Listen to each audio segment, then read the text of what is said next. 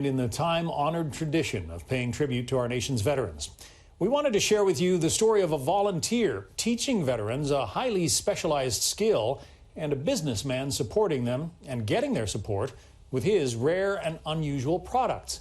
Take a look at this fascinating partnership. The Wind-Up Watch Fair in New York City. Thousands of fans ogling hundreds of timepieces, including this rare piece of history from the Votic Watch Company. But they didn't build it. You might say the U.S. government did. They commissioned about 100,000 of these pocket watches for the Army Air Corps. R.T. Custer founded Votic. He saw people gutting old pocket watches and scrapping their mechanisms just to reclaim the gold or silver in the case. We like to say we're preserving American history one watch at a time. Give R.T. a pocket watch and some time, and voila! He'll turn that dust-gathering heirloom from your grandfather into something you can wear on your wrist. One customer just brought us this special one, and it was a black dial.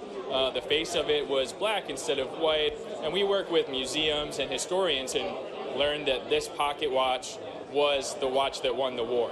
In the days before bombs were guided by lasers and GPS, measuring time was critical.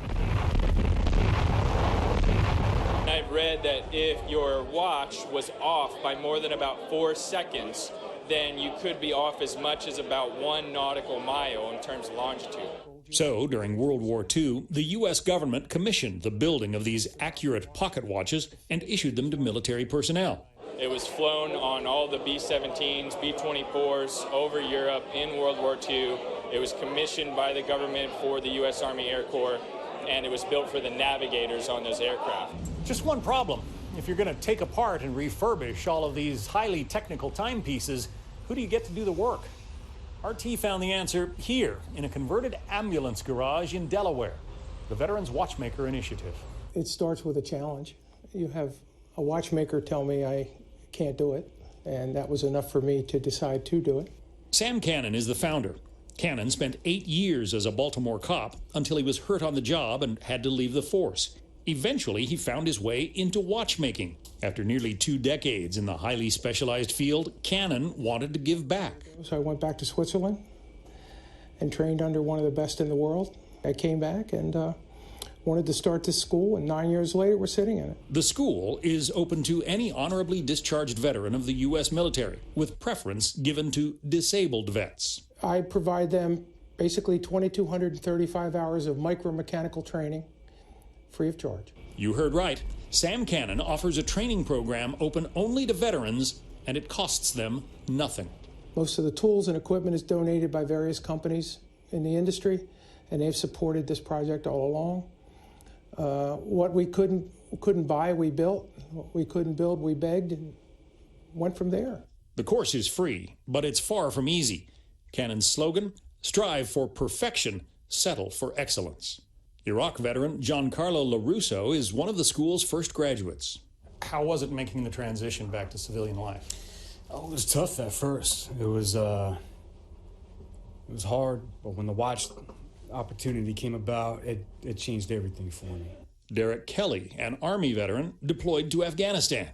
This is like a therapy for me, almost. The only thing I could compare this to was I did some equestrian therapy, and just the sense of peace that I have here and belonging, it's phenomenal. It's really changing my life. This is about as far away from, rocket attacks and bombing raids in a place like Iraq or Afghanistan as I can imagine. That's true. And that's exactly why it works. Why? Because of the peace associated with this project. The focus required overcomes pain, it overcomes all kinds of problems that occur with veterans. They can sit here and focus on this little quarter-size unit, and the world goes away. After about 16 months of study, graduates can expect employment offers starting at $60,000 to $80,000 a year. So if somebody had told you 2.5 years ago that you'd have a watchmaking degree and all of these skills and a job opportunity with NASA, I'd have told them they're crazy. What do they say? Truth is stranger than fiction. And here we are. Here we go. So I'm happy with the way things turned out. I'm ecstatic. Now these veterans will rebuild the old pocket watches issued to veterans before them. Cannon has a waiting list of 400 vets who want to enroll, but can only teach a handful at a time. Does the VA help you? Does the government help you? No, we take nothing from the VA. He wants to build a bigger school on land already donated, but that's a multi-million-dollar project. How much of that money have you raised? $150,000 of it. Got a ways to go. We do, but we have a good start. We have this school running, and what I've learned in all these 9 years in doing this, that it's hard to sell a concept. They have no idea the industry is desperate for watchmakers. Well, there's multiple jobs out there for these guys now, and they don't care what their disability is. It's an amazing program, and Sam Cannon has a big heart. If you'd like to contribute to the cause, you can visit the program's website, veteranswatchmakerinitiative.org.